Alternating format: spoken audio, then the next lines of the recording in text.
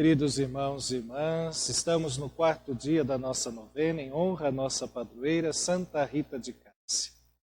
Hoje nós vamos meditar uma parte da sua vida, onde Santa Rita carrega pesadas cruzes.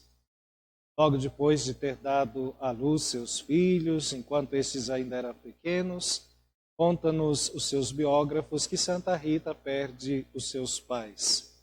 Morre o seu pai, Antônio. Pouco tempo depois morre também sua mãe, Amada. Isso gerou uma grande dor no coração de nossa querida santa, pois estimava e amava muito a seus pais. Como nós já vimos, era sempre obediente a tudo. Isso é sinal de amor. Sofreu também por ser justamente o momento da sua vida em que as mães mais novas contam tanto com a ajuda de sua própria mãe, das avós, para cuidarem de seus filhos. Via-se então Santa Rita agora apenas com a sua família. Também não passado pouco tempo, apesar de ter mudado a sua vida, mudado a sua forma de ser, de se relacionar, seu esposo Paulo tinha feito muitos inimigos. Quando voltava numa noite para a sua casa, para a fazenda em que morava Santa Rita e os filhos, ele é então emboscado por inimigos de sua família e morto. Conta-nos ainda que Santa Rita ficou sabendo e correu ao encontro do marido, chega lá simplesmente para vê-lo agonizar em seus braços. Vendo também os filhos que corriam, Santa Rita tenta esconder a camisa do marido para que os filhos não pegassem o sangue e não cultivassem em si este desejo de vingança.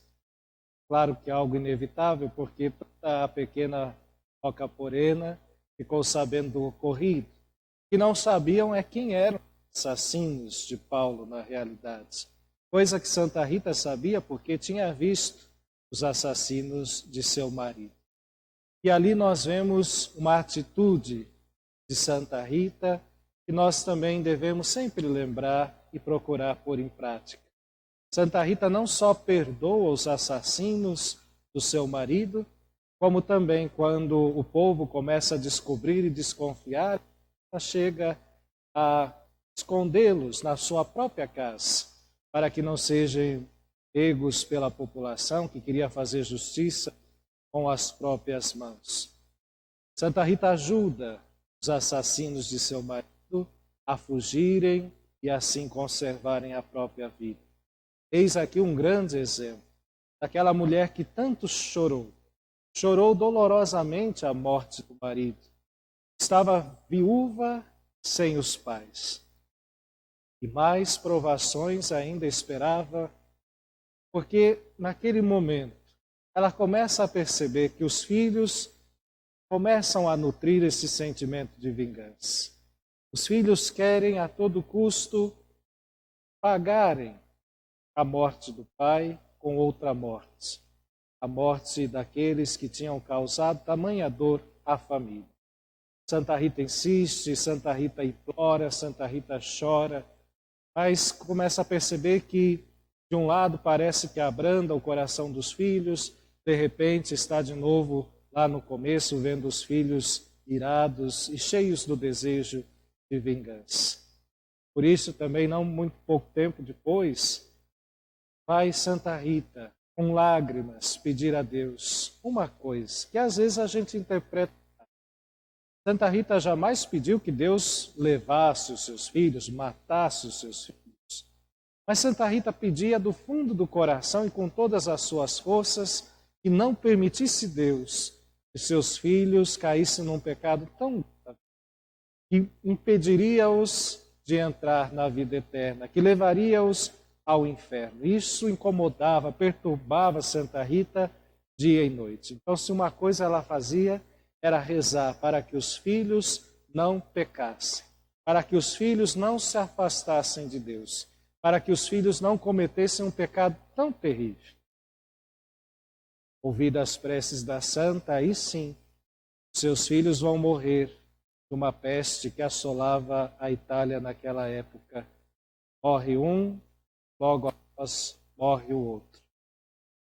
Todos os historiadores de Santa Rita são unânimes em nos dizer uma coisa. Santa Rita chorou muito pela morte do Santa Rita chorou muito pela morte do marido. Mas dizem-nos todos eles, Santa Rita não derramou uma lágrima pela morte dos filhos. Não porque não amava os filhos. Pelo contrário, a dor que aquela mãe deve ter sentido no coração foi a dor que tantas mães já passaram, infelizmente, deste mundo. Mas Santa Rita viu ali atendidas suas preces. Volto a dizer, jamais pediu que Deus tirasse a vida dos filhos, mas ao acontecer aquela morte pela peste, Santa Rita viu ali a mão de Deus agindo e dizendo, eles estão livres do pecado. Eles cresceram como bons cristãos, tinham seus pecados, mas nenhum que os levasse para o inferno por causa do exemplo da mãe.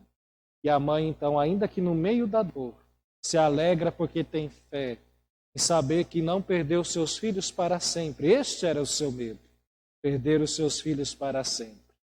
Perdeu os filhos por um instante para os recebê-los de novo na glória. Eis o auge do heroísmo da nossa santa, de ficar firme na dor mais dilacerante que pode existir, porque enxerga em tudo a ação e a bondade de Deus. Aprendamos, irmãos e irmãs, a perdoar, como nós por pouca coisa erras, nós por pouca coisa queremos vingança, egoísmo de nossa parte, orgulho de nossa parte. E aprendamos, sobretudo, que mesmo naquilo que aparentemente é um mal, Deus está agindo e pode nos dar sempre a sua paz para aquele que crê. Nunca vai se ver desamparado nesta vida. Aprendamos isto de nossa querida padroeira. Hoje à noite, ao final da missa, nós vamos pedir a Deus, por intercessão de Santa Rita, a bênção da saúde. Então, você que acompanhará conosco a nossa novena neste quarto dia, se reúna, chame mais os irmãos, a família para participar conosco.